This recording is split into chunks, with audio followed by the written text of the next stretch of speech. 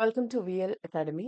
இந்த வீடியோல issue forfeiture and reissue of shares சாப்டர்ல other exercise problem number 6 நம்ம பார்க்க போறோம், which is in page number 1.110. இந்த டெக்ஸ்ட் புக் நீங்க பர்ச்சேஸ் பண்ணணும்னு பிளான் பண்ணியிருந்தீங்கன்னா இந்த லிங்க் யூஸ் பண்ணி பர்ச்சேஸ் பண்ணுங்க. It will be in affordable price and no extra charges. Okay, and because நான் ஒரு ப்ராப்ளமை எக்ஸ்பிளைன் பண்ணுறப்போ உங்கள் கையில் கொஷின் இருந்தால் தான் உங்களால் ஈஸியாக அண்டர்ஸ்டாண்ட் பண்ண முடியும். ஓகே, நான் let's get in to the problem. இதுதாங்க 6th கொஷின்.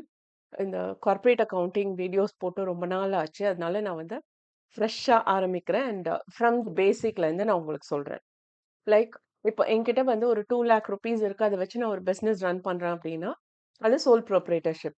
இப்போ என் கூட இன்னும் 2 பேர் சேர்ந்து இதே பிஸ்னஸ்ல அமௌண்ட்டை இன்வெஸ்ட் பண்றாங்க அப்படின்னா அது பார்ட்னர்ஷிப் ஃபார்ம். பட் அதுவே வந்து ஒரு 50 பேர் சேர்ந்து பண்ற வரையும் அது வந்து நம்ம ஒரு பார்ட்னர்ஷிப் ஃபார்மா கன்சிடர் பண்ணலாம். பட் 51வது பேர் திரும்ப இந்த பிஸ்னஸ்குள்ள இன்வெஸ்ட் பண்றாங்க அப்படின்னா அதை வந்து கம்பெனியா ஃபார்ம் பண்ணணும். அதுக்கு ப்ராப்பரா எப்படி ரெஜிஸ்டர் பண்ணுமோ அந்த மாதிரி நம்ம கம்பெனிக்கு ஒரு காமன் நேம் கொடுத்து அதை ரெஜிஸ்டர் பண்ணணும். அப்படி ரெஜிஸ்டர் பண்ணதுக்கு அப்புறம் இந்த 51 பேர் காசு போட்டிருக்காங்கல்ல, அது வந்து இவங்க இவ்வளோ அமௌண்ட் இவங்க இவ்வளோ அமௌண்ட்னு நம்ம மென்ஷன் பண்ணாம அவங்களோட அமௌண்ட்டை வந்து ஈக்குவலா ஸ்பிளிட் பண்ணணும். ஓகே, ஒரு அந்த ஈக்குவலா ஸ்பிளிட் பண்றதுக்கு பேர் தான் ஷேர். இப்ப நான் 1,00,000 ரூபாய் போட்டிருக்கேன் அப்படின்னா ஒரு ஷேரோட வேல்யூ 100 ரூபாய் அப்படிங்கிறப்போ நான் வந்து எவ்வளவு ஷேர் வாங்கியிருப்பேன்? 1000 ஷேர் வாங்கியிருப்பேன். ஓகே, சோ அந்த மாதிரி நம்பர் ஆஃப் ஷேர்ஸா தான் நம்ம அதை கன்சிடர் பண்ணோம். அப்போ ஒரு ஷேருக்கு இவ்வளோ டிவிடெண்ட் வந்திருக்கு அப்படின்னா 1000 ஷேர் நான் வச்சிருக்கேன் அப்படின்னா அந்த 1000 ஷேருக்கு எனக்கு எவ்வளோ டிவிடெண்ட், அதாவது எவ்வளோ ப்ராஃபிட் கிடைக்குமோ அதுதான் டிவிடெண்ட் எனக்கு கிடைக்க வேண்டியது. ஓகே, அந்த மாதிரி இப்போ நான் வந்து கம்பெனிஸ் ஆக்ட் ஆயாச்சு, ஆல்ரெடி இன்வெஸ்ட் பண்ணதெல்லாம் ஷேர்ஸா கன்வெர்ட் பண்ணியாச்சு. இப்போ திரும்ப ஃபர்தரா நமக்கு அமௌண்ட் தேவைப்படுது அப்படின்னா நாம என்ன பண்ணுவோம்? பப்ளிக் கிட்ட சொல்லுவோம், இந்த மாதிரி நாங்க இந்த பிசினஸ் ரன் பண்றோம், இப்ப வந்து அது கம்பெனியா நான் மாத்திட்டோம்.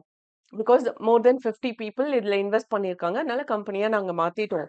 இதுல வந்து இன்னும் நாங்க அமௌண்ட் போட்டு இந்த பிசினஸ் இன்னும் பெருசா பண்ணலான் இருக்கோம். அதாவது என்ன, பார்ட்னர்ஷிப்பா இருக்கிற வரையும் தான் அது பிசினஸ்.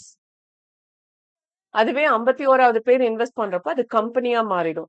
அப்போ இந்த கம்பெனியை நாங்க இன்னும் எக்ஸ்பேண்ட் பண்ண போறோம் அப்படின்னு சொல்லி அதுக்கப்புறம் திரும்ப அந்த பப்ளிக் கிட்ட சொல்லணும், சோஃபார் நாங்க இந்த பிசினஸ் இல்ல இந்த கம்பெனி வந்து இந்த அளவுக்கு பெட்டரா கொண்டு வந்திருக்கோம், இன்னும் பெட்டரா கொண்டு வர போறோம். சோ அதனால இவ்வளவு ப்ராஃபிட் கிடைக்கும். ஒரு வருஷமும் நீங்க எவ்வளவு ப்ராஃபிட் earn பண்ணீங்கங்கிறதெல்லாம் பப்ளிக்கு காமிச்சு அவங்களுக்கு ஒரு கான்பிடென்ட் லெவல் வந்ததுக்கு அப்புறம் அவங்க இன்வெஸ்ட் பண்ணுவாங்க.